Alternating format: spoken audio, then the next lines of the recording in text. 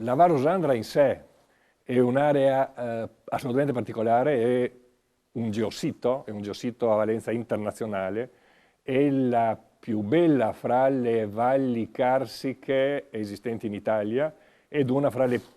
più belle esistenti in Europa, indubbiamente. Ha questa particolarità di questa forra incisa nei calcari con forme a meandro, con vasche, cascate, quindi diciamo un qualche cosa che è unico, specialmente pensando che è praticamente a livello del mare, quindi in un ambiente che pare alpino, ma in verità è quasi costiero.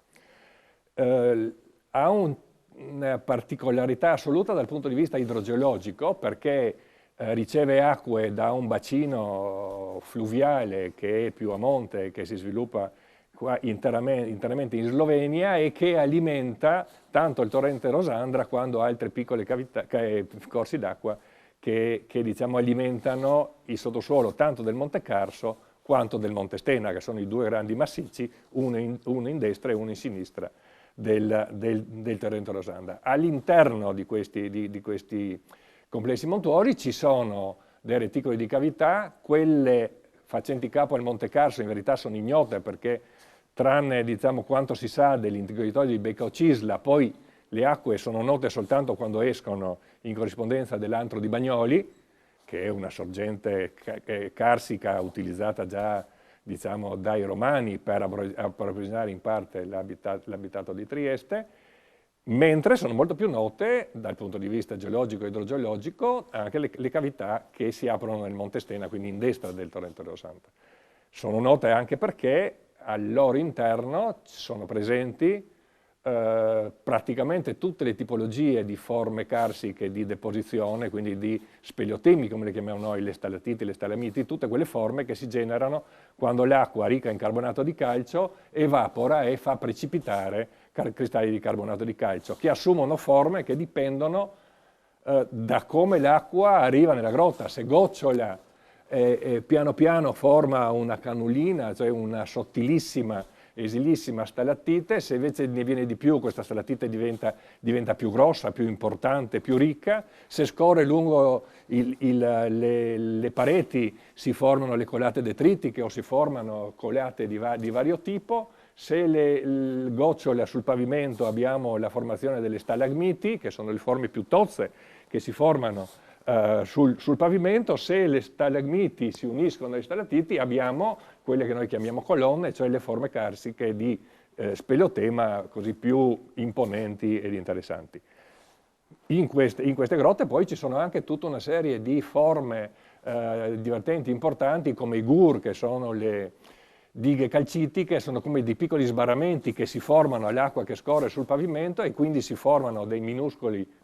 certe volte più grandi, certe volte più piccoli laghetti, all'interno dei quali poi possono precipitare grossi cristalli di calcite, dando origine proprio a forme di concrezionamento assolutamente particolari, quelle che ogni tanto vengono prese, rubate e portate nei musei perché sono, diciamo, di una bellezza cristallina notevole.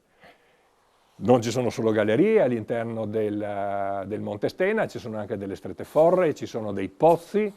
e ci sono delle grandi sale, prodotto di grandi crolli della volta delle gallerie per, diciamo, mutamenti geostatici che hanno portato all'adattamento del vano alle condizioni della gravità. Insomma, si può dire che visitando queste cavità si può avere l'intero repertorio di quello che offre il carsismo ipogeo come possibilità di formazioni, stratiti, stalamiti, tutte quelle cose lì che sono le cose fra le più piacevoli da vedere. Le cavità sono tutte abbastanza facilmente visitabili, sono molto interessanti dal punto di vista speleologico. Il reticolo insieme è qualche cosa come 7 km di sviluppo complessivo.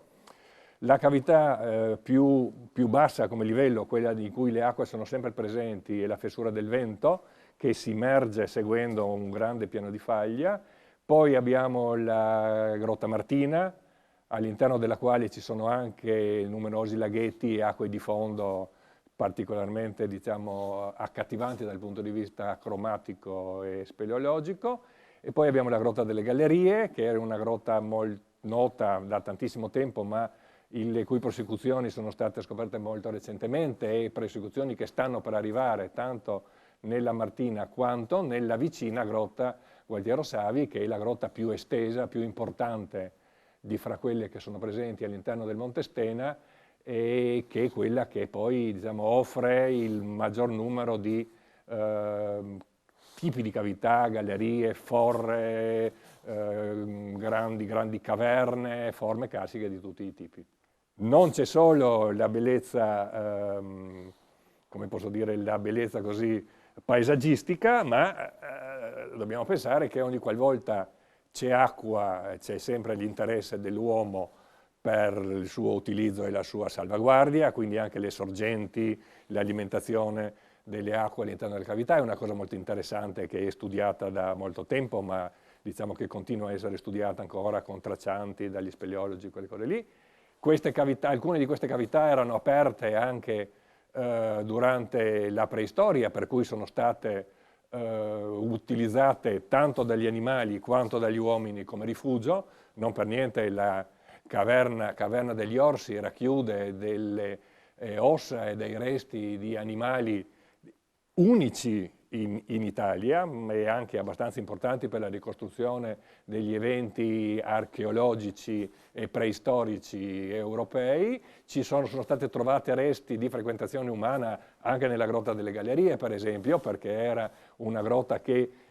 si imponeva sulla Varosandra e da cui, diciamo, quelli che ci abitavano potevano controllare il flusso di quella che a quei tempi era l'unica via per arrivare dal mare verso l'interno della terra. Quindi le cavità si sposano con la storia dell'uomo e con diciamo, la nostra presenza attuale.